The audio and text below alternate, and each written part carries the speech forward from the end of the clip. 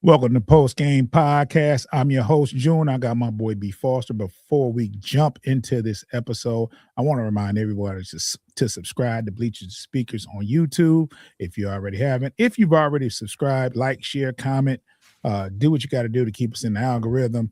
Thank you, and we appreciate it. And also make sure you subscribe to Corner to Copa and Midwest Ciphers. Make sure you do that. And for your audio fix for this show, all you have to do is go anywhere you can listen to a podcast and just type in Postgame Podcast, FFSN. You'll see the blue and red Postgame piston colored podcast symbol up there. Just make sure you follow on us. Make sure you download those episodes and turn on that alert notification. So when we drop content, you will get an alert. Boss, it's always a long time between me and you, but it's always, a pleasure and dope to get together and do a show. Today's show is we're going to preview game 1 of the playoffs. We have a game tonight. We do. Very, very important game 1. And I'm going to tell y'all something, ladies and gentlemen. Foster was supposed to go hoop tonight. Guess who's not going to hoop? He's going to watch the game. Got to do that. That's mandatory, man. It's a mandatory. Game 1? Who's going to miss game 1? Nobody. In Detroit at that. Come on now. It's about to be electric in that building. Have you done the research on the ticket prices? I have not. Just throwing it out your mind, huh? Yeah. Hey, I'm expecting a nice little run here. Not to get ahead of myself, but we'll see. Oh, okay. I'm tripping because we got let's see, where we at? I got to do this. If you want. In June, Postgame Podcast for your Detroit Pistons talk. Yeah, I forgot to do that. I forgot. It's been a while, Foster. I got to get back in the swing of things. Got to get back loose, man. Loose. Well, not loose. Pause that. Gotta, warmed up. Gotta get warmed up. Game 1 tonight. Pistons play Orlando, and I think it's been a little chippy, a little bit. Not like Charlotte, but it's been a little chippy. You remember when Killian Hayes knocked out? Oh man, you know what? And it's funny because I've heard, there's been a couple instances with Orlando, aka the Jay Knightly situation. He broke his leg versus Orlando. Yeah. And then Banchero and I was gonna say Banchero and Harris have had their words, but yeah, you know what? I forgot about that. Was the shining moment of Killian was knocking out. Oh, he knocked him out. He closed his eyes. I don't know what he was worried about. I don't know if he thought he was about to get, just pummeled or something. Pause. But he closed his eyes like he was going to go see God or something. I don't know. Yeah, I mean, it got kind of rough. And I think Orlando is a dangerous foe, but I think the Pistons are a lot more dangerous than we give them credit for at times. Like, there was time during the season when we were the number 1 team in the East, and me and Foster doubted whether they belonged there or had enough. You know what I'm saying? It was a drought. I think it was a 4-game drought where we lost 4 games in a row. And it was like, wait a minute now. And this is with Cade in the lineup. And it's like, hold on, man. Something ain't right. We ain't got enough. But, the season is it's a marathon. The season is a marathon, but the season is over. This is a new season right here. It doesn't matter if we won 60 games. It's an accomplishment, but it doesn't matter if you don't get past this first round. And if you're the number 1 seed, you're expected to be in the Eastern Conference Championship. You know what I'm saying? So let's walk this thing down and let's just preview this first game. And Foster, I want to ask you, what if you're worried about anything, and what is it? As opposed to Orlando as a whole tonight, not as in the series, but tonight. Tonight, If there's one thing I'm worried about is the fact that Orlando has obviously been playing more frequently. So they should be in some type of rhythm. They're coming off the high of blowing out Charlotte. Shout out to them for that, because we don't rock with them right now. And obviously the Pistons have kind of been put up. They've been practicing and all that, but they haven't been in any live action since, I want to say, last Sunday. So Orlando is obviously the more could possibly be the more in rhythm team, and they actually beat us the last time we played them. It was kind of when we were this was the game before Cade came back, I believe, and we had just clinched the East, so we were kind of down. Comfortable and downshifting into that let's prepare for the playoffs mode. So Orlando, they do have that recency of success versus us. So that I think those would be my biggest concerns. We have Orlando on the manifest, but let me ask you, would you have rather played Charlotte, or you good with this matchup? I like this matchup better, actually. I kind of do. And the reason being is you have a player like Ball and Bridges who can go kind of crazy. The crazy athleticism of Miles Bridges. Am I saying his name right? Is it what's Miles? his name? He's Miles. Yeah. And with LaMelo, who could go off at any given time. I mean, Orlando has players, but that young duo right there. And then, like I said, it's becoming a rivalry with Charlotte, and I'm pretty sure Orlando has this too. Is like, we have nothing to lose. We're going against the number one seed, and that's what I kind of worry about whenever somebody plays like the number one seed in the playoffs. Like with any other team, they're not predicted to win, so it's like let's just let it all hang out, right? Right. Or if necessary, but there's like, hey. Let's just play and see what happens. It's no stress. It's this, that, and other. Well, there's a lot of pressure when you win 60 games. Like you're expected. And if you can go in someone's house and win game one, it changes a lot of things. So I think it's very important that the Pistons start off early and win these first two games at home and just, show command, because if you give anybody a glimmer of hope, you know how bad that can get.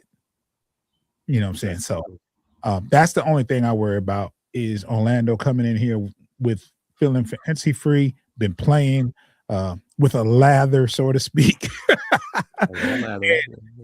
But one thing I will say, Pistons are well rested. And and what we need is 3-point shooting, and one thing that goes in your favor, if you can rest the legs, those jumpers start to fall. They haven't just been sitting on the couch, so they've been going through practices and stuff like that. It's just not the rigors of a game. And if you can refresh those legs for a week and come in and shoot like if those 3-point shots fall for Robinson and Herter and Cade and Tobias, we'll be fine. We'll be fine. And we don't give Tobias Harris enough credit, bro. People do not give him enough credit.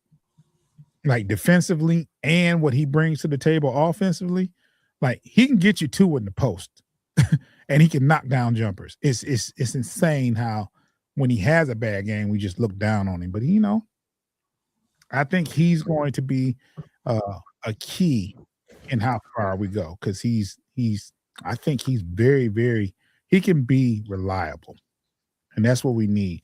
Not to mention, we got Cade, we got our Thompson on defense, Duran, Stu's back. There's no reason we shouldn't win game one, and I'm expecting a very good game, but I'm expecting us to definitely win game one for sure. And it's like, it seems like we ain't watched the Pistons play in forever. It's been a minute. Let me ask you this, Foster. Going back, when you got the news, when you read the news about Cade having a collapsed lung, like for me, I'm like, oh my God, it's over. For a split second, I had to do some research and see how long these people that has had this condition, how long they're out. Because first thing I said, oh, he's out for the rest of the season. It's over. But it was like good timing if that was something like that was to happen, because he was able to come back before the end of the season. And the Pistons played pretty well during that stretch. I think they were 6-2. Something like that. He missed 8 games, and I think the Pistons went 6-2. And 2 of those losses were overtime losses to Atlanta, who was hot, and OKC. You couldn't ask for more out of the Pistons. And I said during that stretch, I like the makeup of this team because they're playing for each other. They're not playing, and they're playing for JB. JB got these boys playing, right? And it doesn't matter. It didn't matter if Cade was there. And even when they clinched the East, I'm thinking, okay, we're going to mail it in, especially those last 2 games when it was up. We had 58 and 22. I said, there's no way we're going to win 60 games. They're going to rest all the players. No, they won those last 2 games. Mm-hmm. They won. And Cade played in those last 2 games. Duran played in those last 2 games. So he didn't play against Pacers. Okay.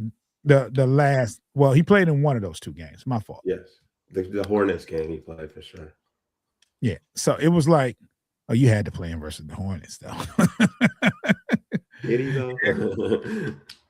We'll show you. But anyway, yeah. I mean, and I do like the makeup of the team. The one thing that we worried about, Foster, was 3-point shooting. We did have a concern. But like I said, shooters get hot, they run streaks, and let's just face it, bro.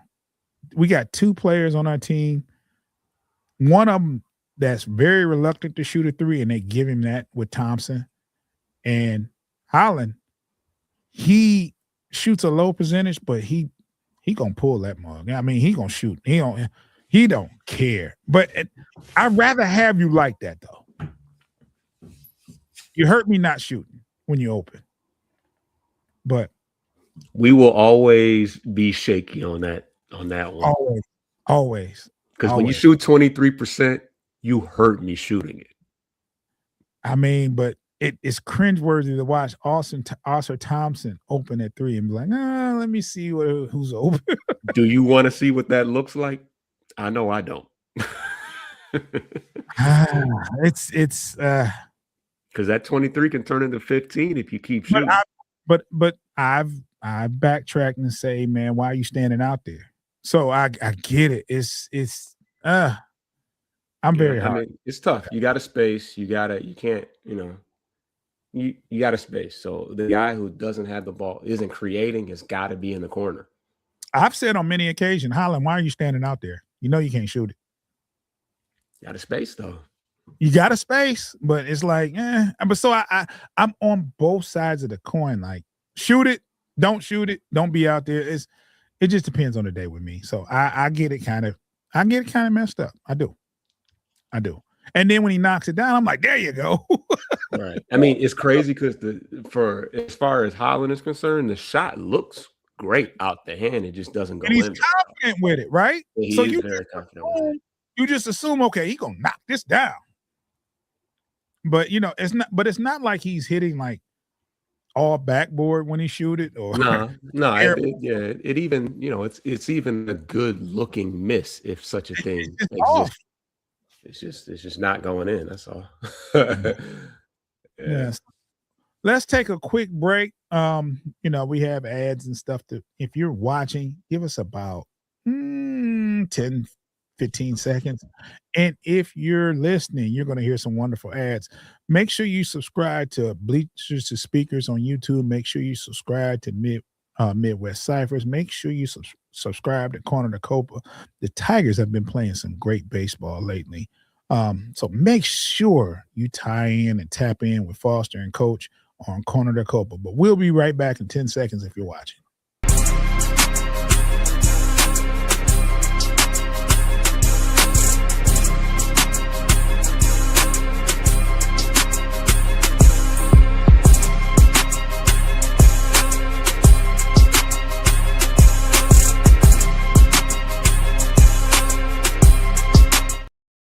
I said 10 seconds. That was more like 20. I lied. I am so sorry. I do that sometimes. But make sure you subscribe to Bleachers and Speakers. Make sure you subscribe to Corner to Copa. Make sure you subscribe to Midwest Ciphers. We are approaching that 400 subscriber mark on Bleachers and Speakers. We need your help. Share, like, comments, tell a friend, do all that stuff, man. So, for us, tonight's matchup, is there anyone over there, besides Bankero that you think, okay, this guy can take over a game, this guy can be the piece that we don't need to see? Who's that over there? We know Desmond Bain. Oh my gosh. And he plays with a chip on his shoulder too, and he can shoot, he can light it up. Yeah. Desmond Bain he's one of them shooters that I would love to have on our team, because we don't have that reliable 3-point shooting outside of Robinson. Bain is one of them ones, man. And he'll get up on the Yeah, Miles Bridges punched him on the when he was on the ground. When they went for a loose ball, he punched him in the face. Well, that's what he do, man. That's what man, woman. That's what he. I was gonna say, because they definitely got on him in the comments, like, oh, maybe he resembled his girl. That's terrible. That's horrible. Yeah, that's what. Hey, not my words. Hey, I believe it though. I believe it was said. I know you didn't say it, Foster, but it was on my mind too. But anyway, but look, Bain is a tremendous talent. I don't know why. Was he at Memphis? Yes, the game that you probably recall where he went off was Ja was out. I think a couple guys were out for the Grizzlies, as they normally are. But he was one of the lone starters playing, and he went for like 40 or something like that. It was bad. Yeah, he's crazy with it. I think that was a good. I remember when he went to Orlando, and I said that's a good spot for him. Yeah, good spot for him. It definitely needed some scoring. What's the status on Franz Wagner? Is he playing? That's a good question. I actually didn't know. Wagner. I don't see, as I look at the depth chart currently, I didn't see any status that would suggest that they actually had Desmond Bain as day-to-day active, but is playing under a minutes restriction. That's Franz Wagner, and that's as of the 17th of April. So, so he's on a minute left knee, and yes, has not played 30 minutes since December. Wow. It might be safe in the playoffs, though. Right.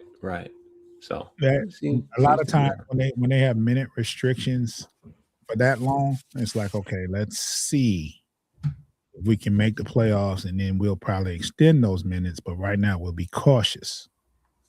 For sure. Yeah. So they present an issue. You got Franz Wagner. You got his brother that comes off the bench. You got Desmond Bain. You got Bankero. They got a couple of big men that's pretty active as well. There's a Wendell Carter. Wendell Carter's the starter. You got Batadze. Their best bench player is Anthony Black. Yeah, he averages 15 points a game off the bench. He will dunk on you in a second. Yeah. Very good at athleticism. What's the little guard name? He gets Suggs. Suggs. He can be an issue. They have a good makeup on paper. They just haven't put it together. And I would, yeah. Don't put it together tonight, though. Not this. Wait till next year. Yeah. But yeah, they have a good makeup on paper of a good team. And they're are they legally the 8th seed now with all this playing stuff, or what? Yeah, they got to be, because if we're definitely number one. So Yeah. I don't know how it works with the play-in seed. I still don't know. But They one lost. thing I will say, I watched the play-in games, and they were some very good basketball games.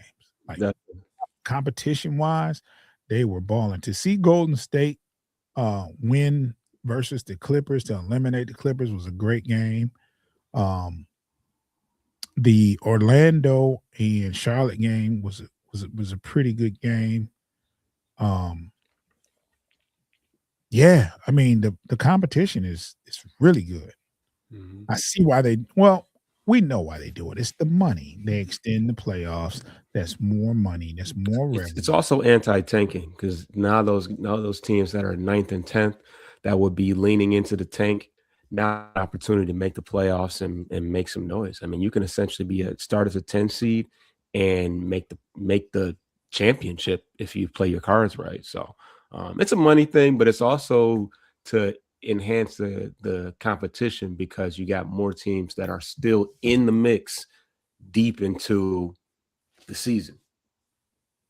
Well, let me ask you this, Foster, and this goes. I haven't been able to go to the NBA Central Division shows, and before the season, I believe it was Game 1, and I don't mean to piss on my boys over there at Frustrated Chicago Sports Channel, but we lost Game 1 to the Bulls.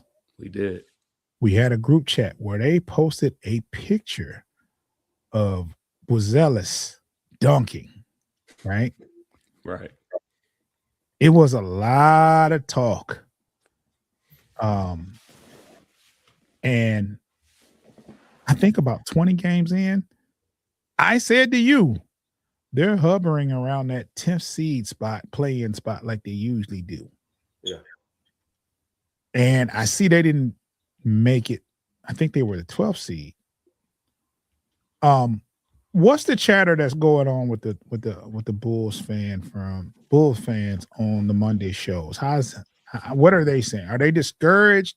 Are they happy to be playing for lottery pick? What's the word? So yeah, they've been in basketball purgatory for the last couple years, and they've been praying that they would find a direction, finally tank, so they can get some draft picks in the building.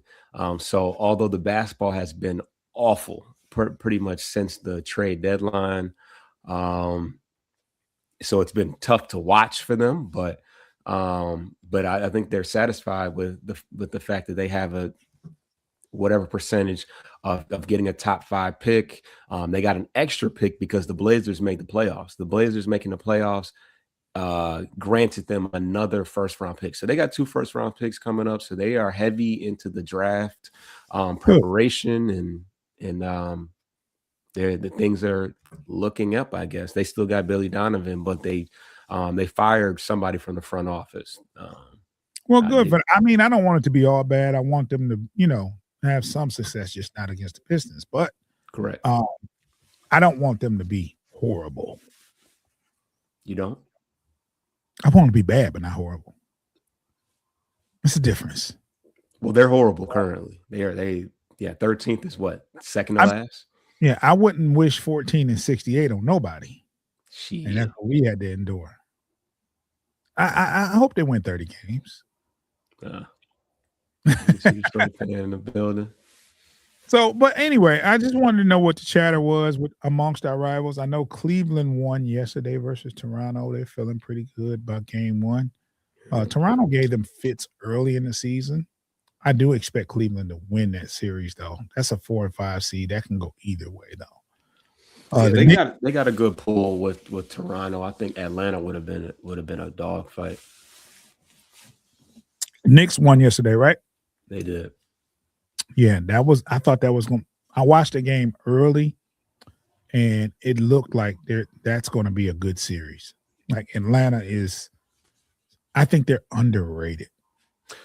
They were hot. I mean, you got to be under a rock to not know what they've been on in the second half. They got them shooters and they got them young athletic defenders, and they got them shooters. So Yeah, it's kind of crazy. It's kind of crazy. So, um,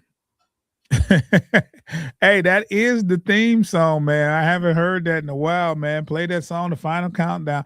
You know, they Mhm. used to play that from way back in the 80s with the Bad Boy era. And I never knew what that song was until like 5 years ago. Like, but I just knew the instrumental. Right.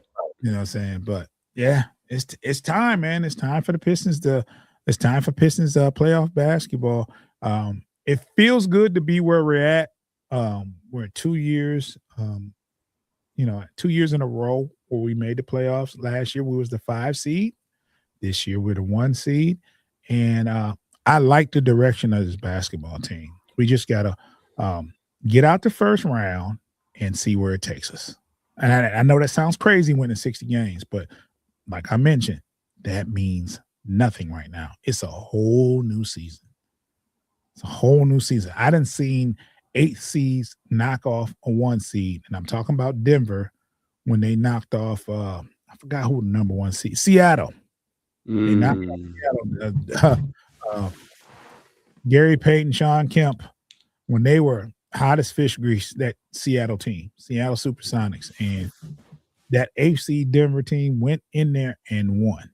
So I've seen stranger things.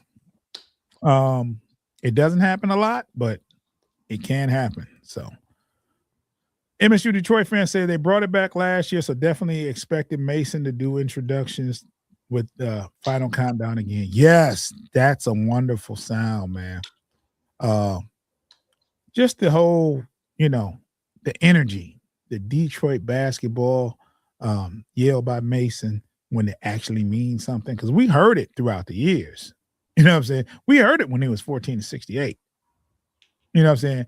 But, it was more like when we did something good and we had, it's finding something to celebrate during down times like that. But this year, finally put it together, a great season all the way through.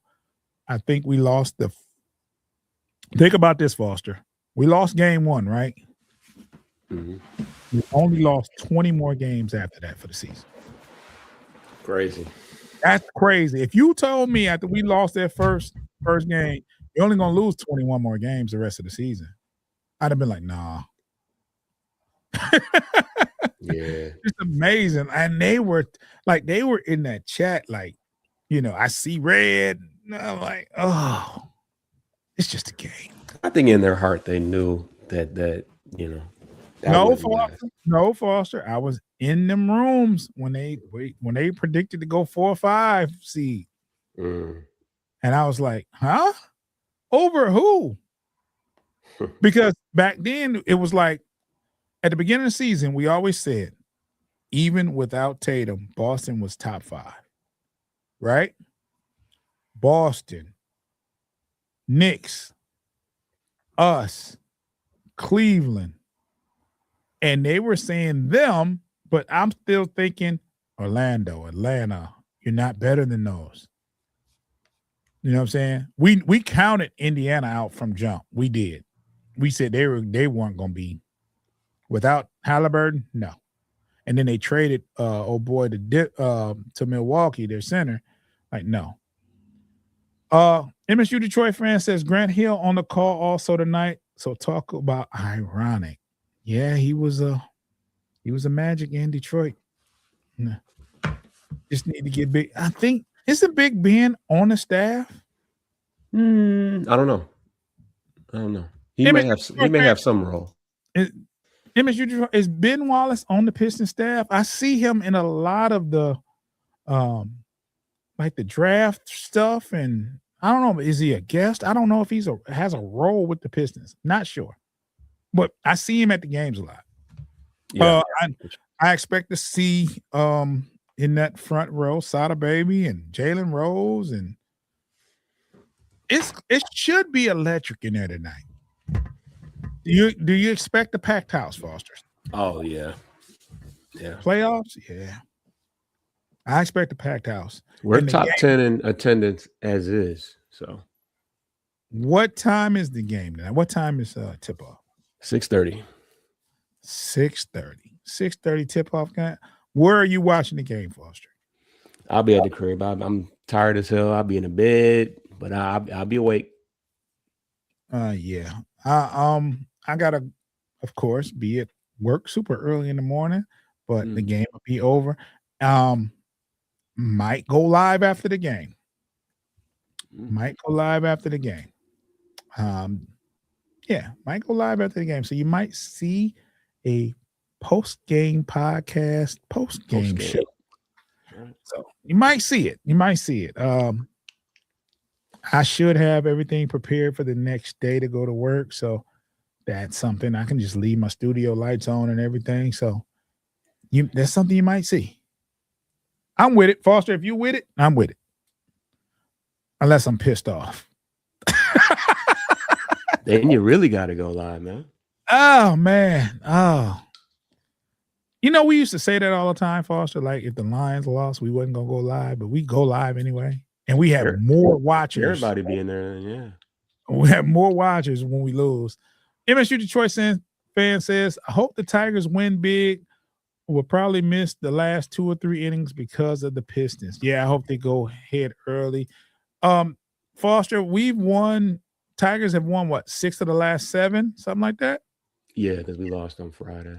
And we lost on Friday, and it was 1-0. So I was hoping they win about 10 in a row, but I'll take 9-1. And it can happen. They're playing in Boston tonight? Correct. Okay. What time is that game? Like 5? So I think that game got pushed back due to the weather because that game would have started at 1 if I'm not mistaken, but it's going to start at like 4:30, I think. That's some bull. Yeah. It should have started at 1. We wouldn't have been able to miss nothing. Correct. Well, okay. So Tigers play today. It's a good thing for sports. Good things for Detroit sports this week. Tigers play today. Pistons play today. The draft is on the 23rd for the NFL draft. And Foster, I cannot wait for that. Oh yeah, that's gonna be real interesting. I have a proposal for you, Foss. Okay, what's up? Even though this is Postgame Podcast, I'm going to talk about Bleachers and Speakers where we cover Detroit Lions for a quick second. Remember last year during the draft, we was on the live with those dreaded losers at the know-it-all. Yeah, they're losers. They are losers.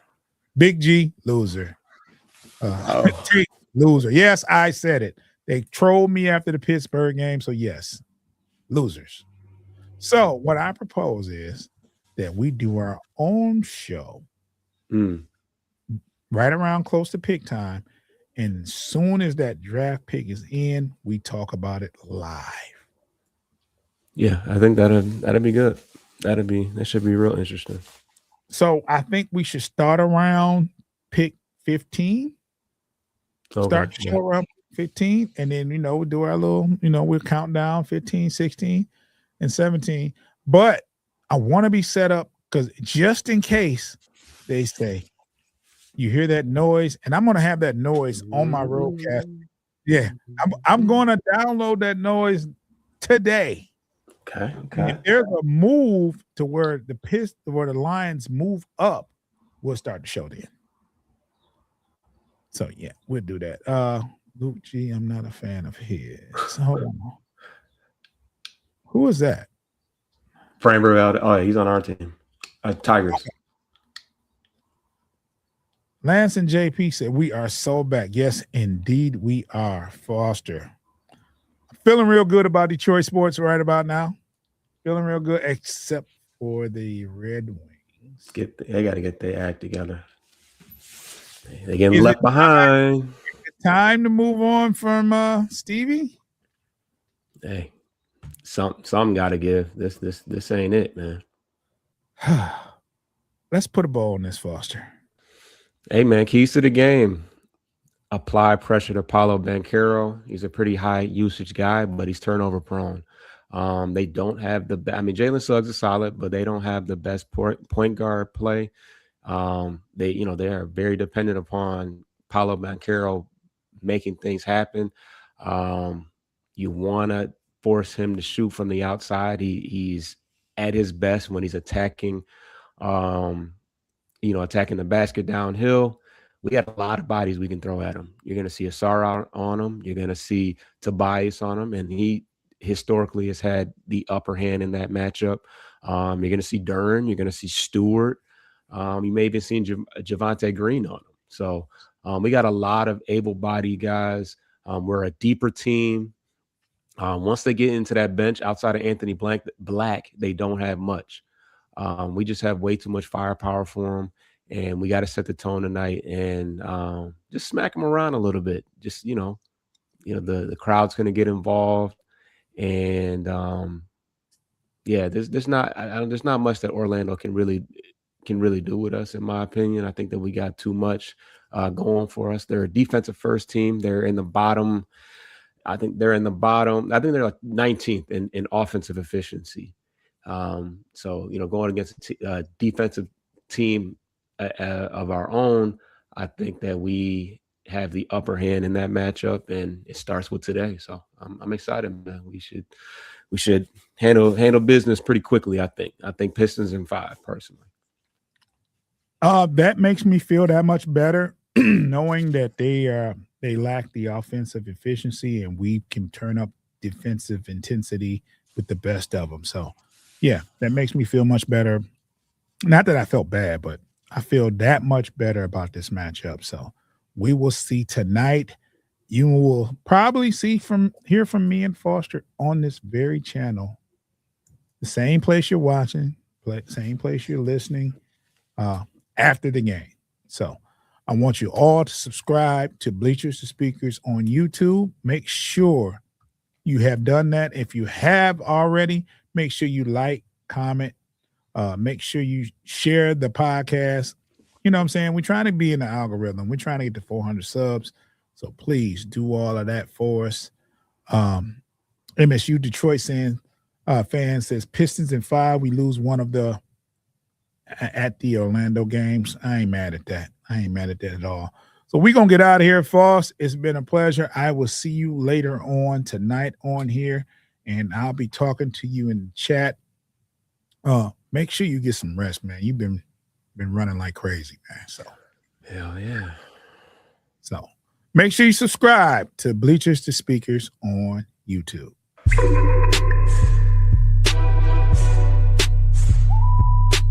You